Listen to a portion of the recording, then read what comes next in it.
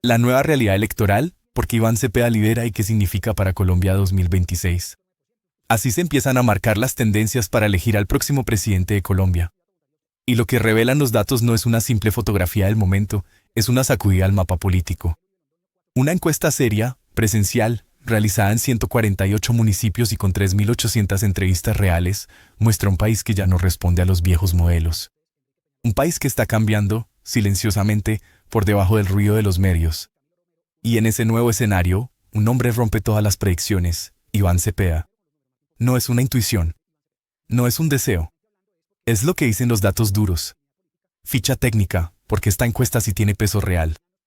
En Colombia, las encuestas han sido cuestionadas muchas veces, pero esta tiene algo distinto, metodología rigurosa. No son llamadas rápidas ni formularios digitales que solo responden usuarios activos de redes sociales, son encuestas presenciales, en hogares, con un diseño probabilístico por etapas que garantiza cobertura territorial y socioeconómica.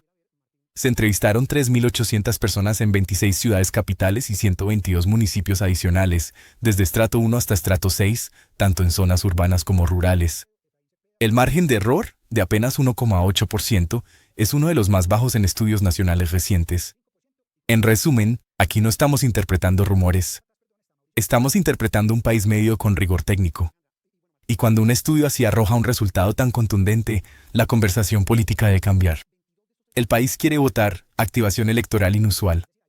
Un dato pasa desapercibido en la discusión pública, pero es crucial, Colombia está entrando en un ciclo de alta activación electoral. La encuesta revela que 43,9% de los ciudadanos afirma que definitivamente votaría si las elecciones fueran hoy. A esa cifra se suma un 17,9% que dice que, probablemente, sí votaría. Esto significa que 6 de cada 10 colombianos están dispuestos a participar. Y cuando la participación sube, el comportamiento político se transforma. Históricamente, las élites han ganado cuando el pueblo se queda en casa. Pero cuando la ciudadanía se activa, jóvenes, trabajadores, sectores populares, mujeres, movimientos sociales, la política tradicional pierde terreno. Ese aumento en la intención de votar es el primer indicador de que el país está girando hacia algo distinto. Órdenes de preferencia, el liderazgo inesperado. Entre quienes sí votarían, la intención de voto muestra un dato que ya no se puede ocultar. Iván Cepeda lidera con aproximadamente el 32% de preferencia entre los votantes decididos. Ese número no es anecdótico, es estructural. En un escenario con múltiples candidatos, donde la derecha y el centro se reparten el mismo electorado, Cepeda aparece con una base sólida, disciplinada, que no depende de modas mediáticas ni de burbujas digitales. Esto lo posiciona como el único candidato con un verdadero bloque de votantes propios desde el inicio de la carrera. Mientras otros aspirantes intentan posicionarse a punta de publicidad o alianzas mediáticas, Cepeda avanza porque su apoyo viene del terreno, movimientos sociales, sectores populares, defensores de derechos humanos, jóvenes politizados, bases progresistas y un anti-establishment que crece día a día. Reconocimiento, favorabilidad y el factor Pizarro. Para entender por qué Cepeda lidera, hay que observar dos variables que casi ningún medio analiza de manera seria, el reconocimiento público y la favorabilidad. Primero, reconocimiento, figuras como Vicky Dávila, Claudia López, María José Pizarro, Sergio Fajardo y Enrique Peñalosa aparecen con niveles altos de reconocimiento nacional.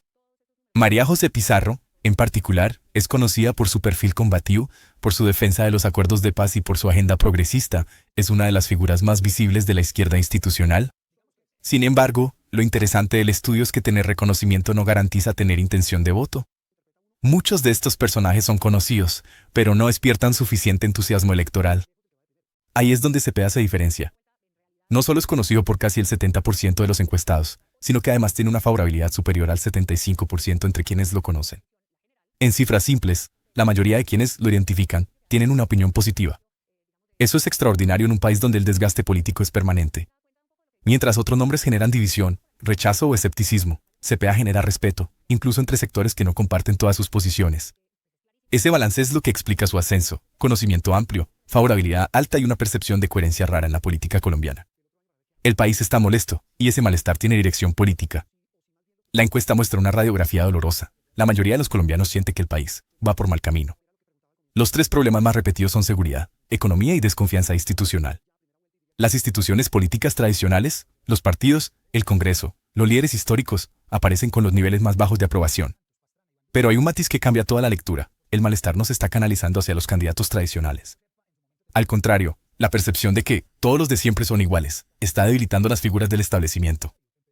Y aquí aparece un fenómeno interesante. Aunque el gobierno actual tiene niveles bajos de aprobación, ese rechazo no se está traduciendo en un fortalecimiento de la derecha tradicional.